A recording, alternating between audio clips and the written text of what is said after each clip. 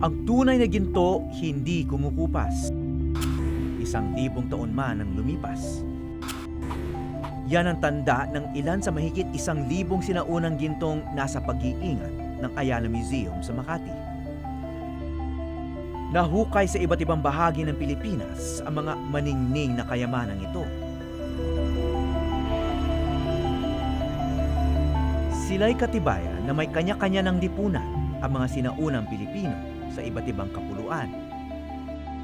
Likha ng ating mga ninuno, daang-daang taon na bago pa man dumating si Magellan.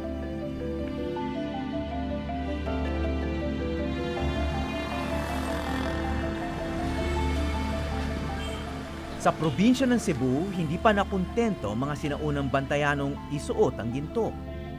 Ipinako pa nila ito sa kanilang ngipin.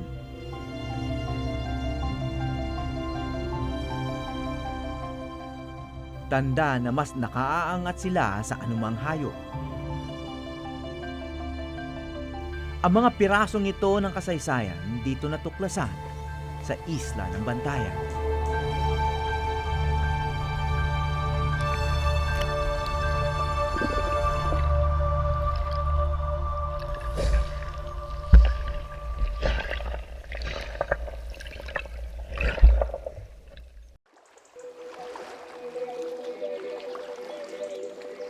Kabilang ang Isla ng Bantayan sa pinakanasalanta ng Bagyong Yolanda.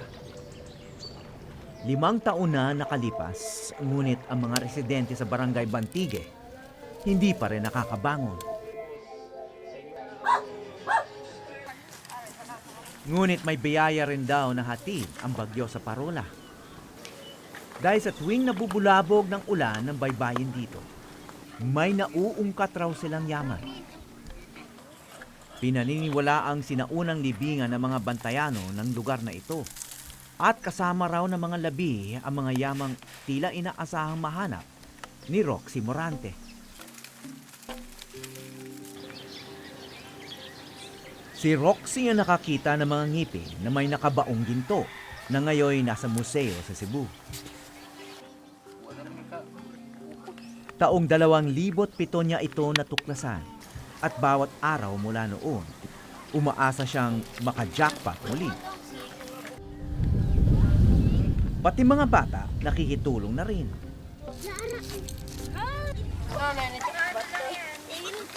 Siminto, Minay.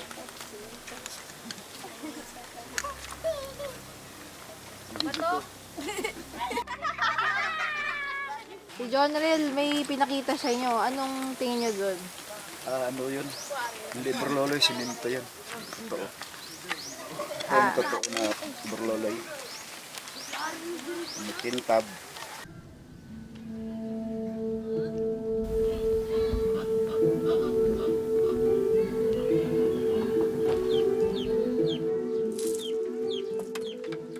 Sa umagang yon, walang nakitang ginto si Roxy. Ngunit meron pa rin siyang naiuwing may halaga na pwede raw niyang maibenta.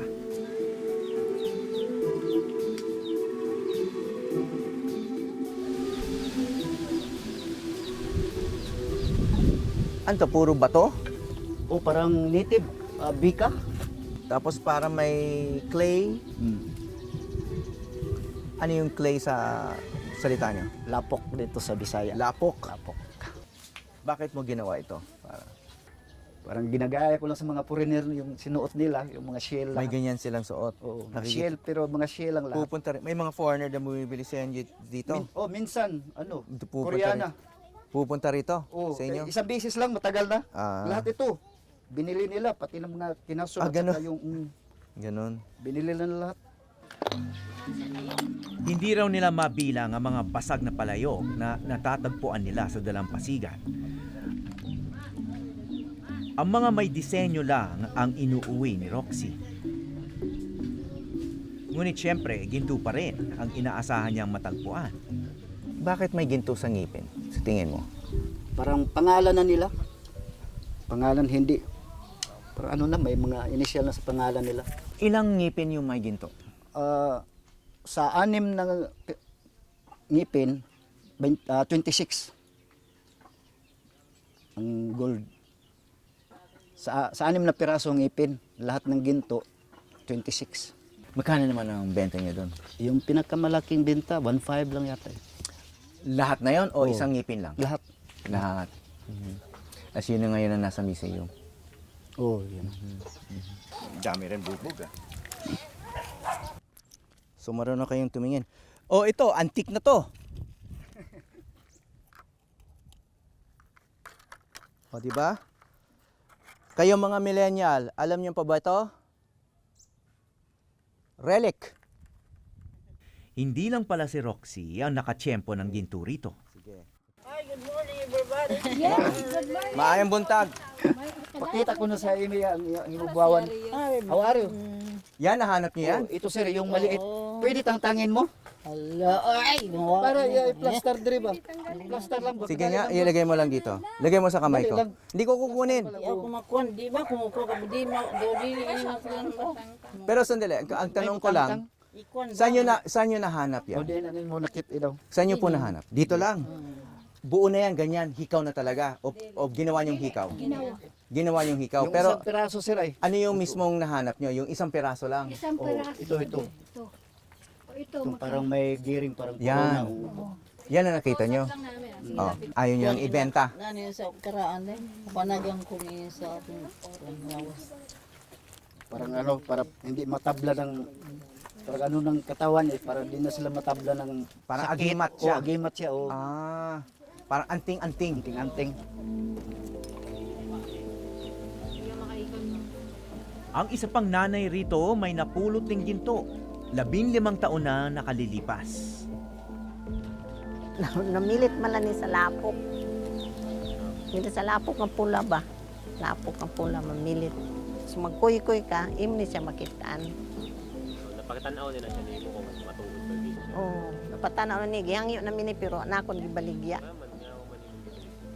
Kaya siling man nila maay kuno may subong sini nga. Sa atong bahay ba, kaya daw panagang ba, niya usay magkuhay di buinas, ana. Dugay nila sa imo. Dugay na ni. Mga pila ka tuig. Ini, mga 15 na guro ni.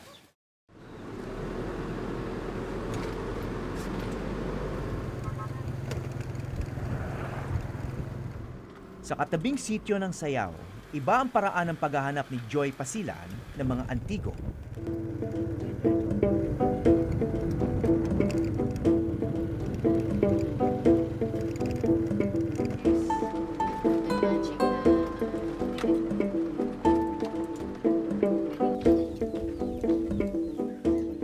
Ayo.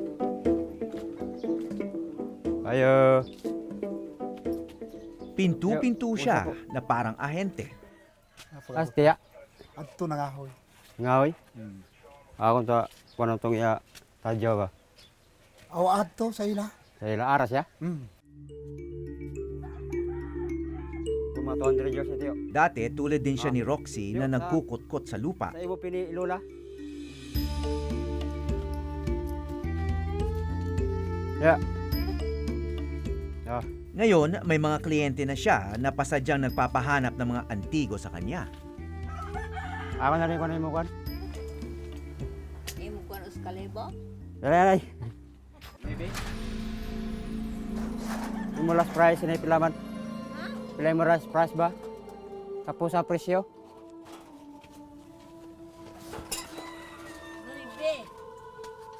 Luibe? Usahan na lin na di ka maluoy tiguang. Di. Kuan manggod. Tila madaling makahanap ng mga antigo o artifact dito sa Bantayan.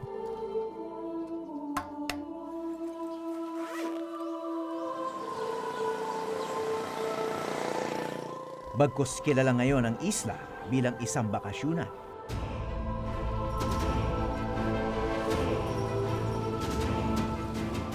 Ang hindi alam na marami, naging mayaman at maunlad ito bago pa man dumating ang mga Kastila.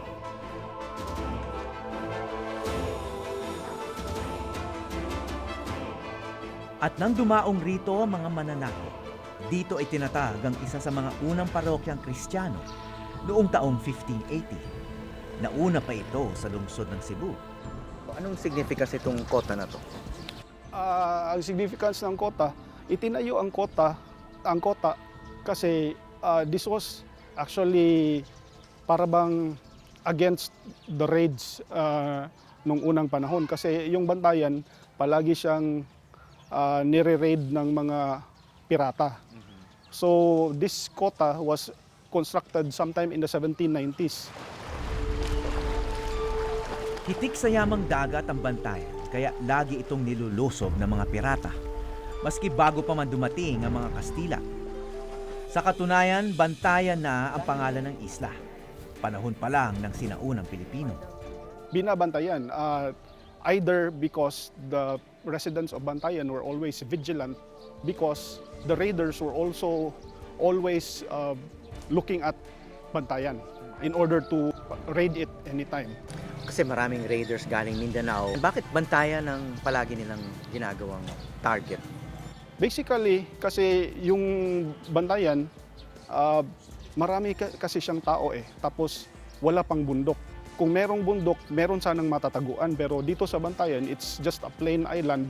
Wala silang natataguan. Madaling kumuha ng mga alipin. In fact, according to a historian, para bang sinasabi nila, they were just parang scooping fish, a school of fish. No? Parang it's as easy as that. Nagkaroon din dito ng mga hasyenda ng tubo na siyang ikinayaman ng prinsipalya.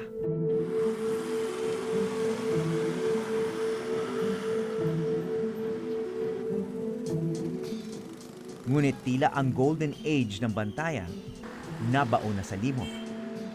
As of the moment, as of today, Philippine history is still Manila-centric eh. Para bang hindi masyadong nabibigyan ng emphasis yung history outside of Manila. So more so for Bantayan, which is just a small island. Ang Cebu nga eh, you can hardly read about Cebu in history books. So more so for Bantayan, which is just a component of Cebu. Kung may marangyang buhay mga Bantayano noon, ngayon, sinisimot na lang ang yamang iniwan ng ating mga ninuno.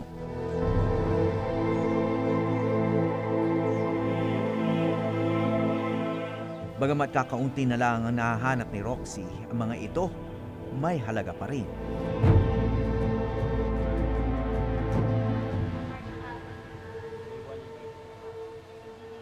Dalas ka ba rito? Hindi, ngayon lang. Hi, Roxy! Ay, may hapon, sir. Hello, hi, maing hapon. Well, Ah, what do you have for me this time? Sir, ito yung buyer ko. Wowie. Ito yung buyer ko sa mga artifacts. Yung binibili na. Ito mga... Wow. Oh, these are, ano to eh, typical sinkers no, during the pre-colonial era. And I'm so glad that you've strung them together kasi napapakita nyo talaga that how they were used. No? These So ganyan siya talaga dati? Ganon siya talaga. But Ano yung obviously, sinkers? Ano yung sinkers, these were the ones, we're a fishing village, we live in an island, so they needed to put their nets really down below. So ito yung sinker niya, yung weights, yes. So this could be actually mga 1,000 years old. Could be, kailangan lang natin ng ipa-carbon date. But interesting, Rox, interesting. Good work for today. Kay Vince Iscario ibinenta ni Roxy ang mga ngiping may ginto. Isa siya sa mga pinakamasigasig na kolektor ng artifacts sa Bantayan. Paano kayo nagkaroon ng interest na gawin ito? My dad's from here, And from a very, very personal thing like tracing my family's genealogy, it just went on to having to understand what Bantayan was so that I could understand what Bantayan is today. And so I came across this community of artifact collectors which got me really interested.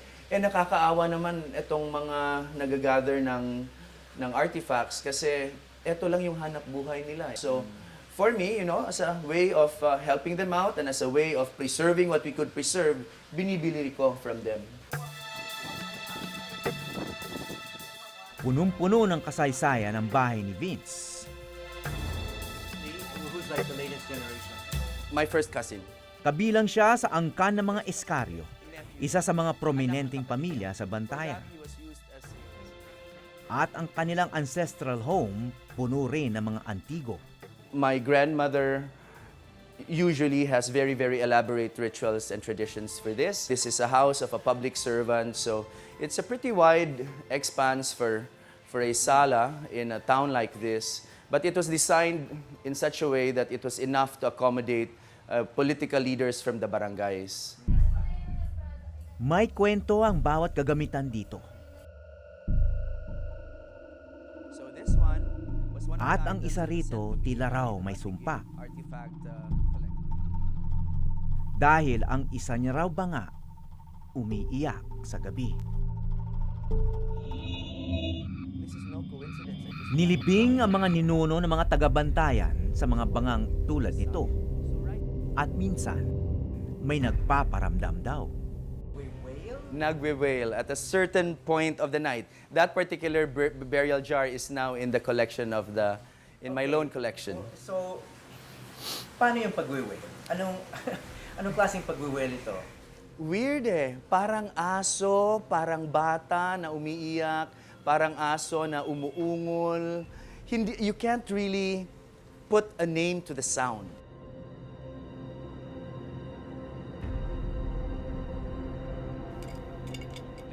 Matatagpuan sa maraming lugar sa Cebu ang kagamitan ng mga sinaunang Pilipino. Inaaral ito ng mga archaeologist tulad ni Dr. Jojo Bersales para maintindihan kung paano namuhay ang mga taga-isla noon. Lumabas daw mga burials at maraming gold. So pinuntahan ko nga at may nakita akong mga gold na mga maliliit na pagdugtong-dugtong mo together, magiging necklace yan. So rich, it's a rich site. Kaya lang disturbed, looted. Marami nang nagnakaw dyan, 1970s pa. Ano yung masasabi niyo tungkol sa pamumuhay, kultura, lifestyle ng mga tao doon? Ito, fishing community ito, mangingisda sila. And they were also probably getting all kinds of fish catch na importante sa mga traders. Alam mo kasi, ang trader kailangan kinapupunta sa isang lugar, kakain din yan. So, masyadong rich yata ang bantayan sa pagkain. So that would have been important for trading. Nasa pusod daw ng Visayas ang isla ng Bantayan. Nakapalibot kasi rito ang mga mas malalaking pulo ng Panay, Negros, Masbate, Leyte at Cebu. Ipinakita ko kay Dr. Bersales ang mga artifact na nadatnan ko sa Bantayan. Ito is mixed na. Itong dalawang parang mga gears, talagang pre-colonial ito. Hindi na ito, post-war na ito or American period. But ito, at saka yan, at saka itong may tatlong dots. Yan sila. They're all pre-colonial. They look like gears that yung ipagdugtong-dugtong together, gagawa. Tight na choker na necklace. Gold yan. Gold yan. Alam mo, ginagamit yan, pambayad sa barter. Ganito siya. Pag bibili ka ng isa, kukuha ka, exchange mo sa bagoong. Ganon. Ayon sa kanya, hindi lang baluarte ng mga nangangalakal ang Bantayan noon. Sa mga burials nga na-expose at meron na bili si Vince nga ng mga weapons na mahaba. That's a talibong. So, this is a culture na nagde-defend sa sarili at the same time nag-hunt. It's called pangayam, going to other areas to enslave people. That's why ang buong Cebu had a structure na may aliping sa gigilid. Pintados ang tawag sa mga mandirigmang taga-Visayas. Mas maraming tattoo, ibig sabihin mas magiting. So, that alone is a product of warfare. Hindi ka makakuha ng aliping. Kung hindi, meron ka mga mandirigma, pupunta sa isang area. And then may report sa southern Fujian, sa China, na palagi silang nire-raid yung mga coastal areas ng Fujian ng mga taong may tattoo. Matatapang na mandirigma. Maaring malawak din ang pananaw ng mga taga-isla. Ang pinakaunang katibayan ng sinaunang sulat kamay sa Visayas ay mga pirma sa sulat baybayin sa isang dokumento ng diborsyo ng mag-asawang Bantayanon. May diborsyo pala sa panahon ng ating mga ninuno.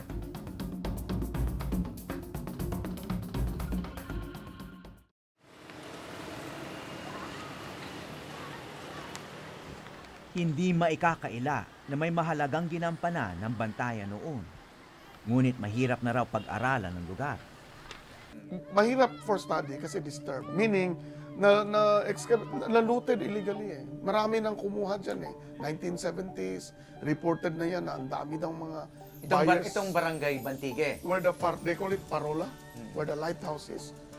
One time daw may bagyo in the 1970s na kinain yung side ng Parola at lumabas yung lahat ng burial. Automatic, lahat ng mga collectors daw dito ng Cebu or yung mga buyers nila, pumunta agad sa Bantayan at binili lahat ng mga Celadon plates na malalaking mga green na mga plato na Yuan period.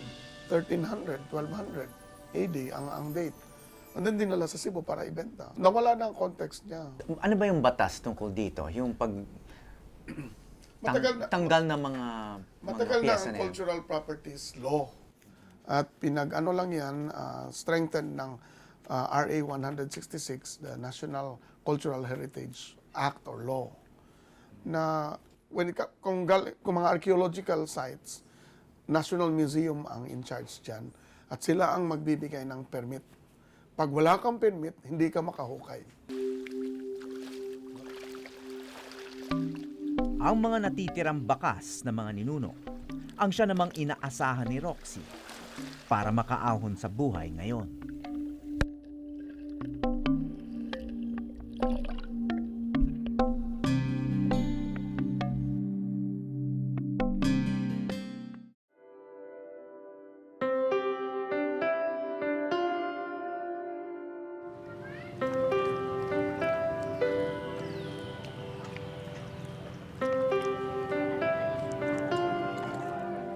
Iba na ang dahilan ng pagkukutkot ng lupa ni Joy ngayon.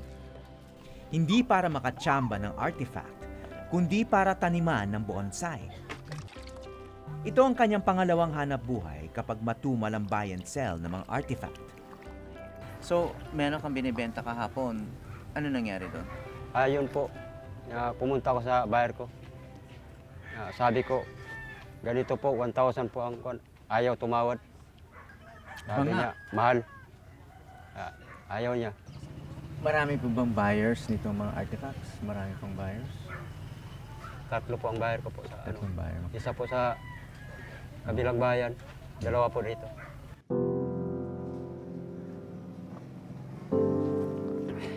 May buyer man siya, ngunit wala ring tiyak na kita. Kaya dito sa mga bonsai, ibinabaling ang kalinga niya. Mga natatanging halaman na kung tutuusin, mahirap ding maibenta. May mga buyers naman. Wala po, maghahanap pa po kung sinong bibili dyan. Pero may mga bumibili. Opo, minsan lang lahat po.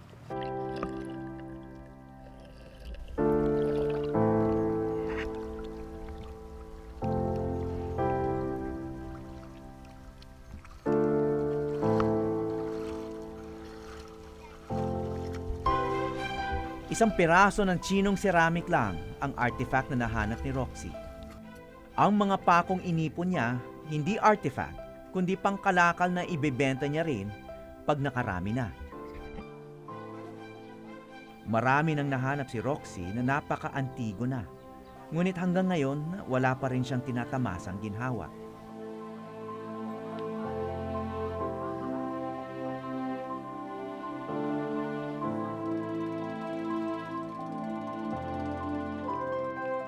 Hindi na kailangan lumayo upang makita ang pinagmulan ng yaman ng Bantayan. Ang malawak pa nitong bahura. Ang masaganang pagkain dagat sa isla ang dahilan kung bakit maraming nabubuhay dito noon hanggang ngayon. At kung bakit inakit siya ng simbahan at mga pirata. Masimot man ng mga tirang palumuti sa dalampasigan, iuugnay pa rin ito ang kasulukuyang panahon sa makulay nitong nakaraan. Mula isla ng Bantayan sa probinsya ng Cebu, ako si Howie Severino at ito ang Eyewitness.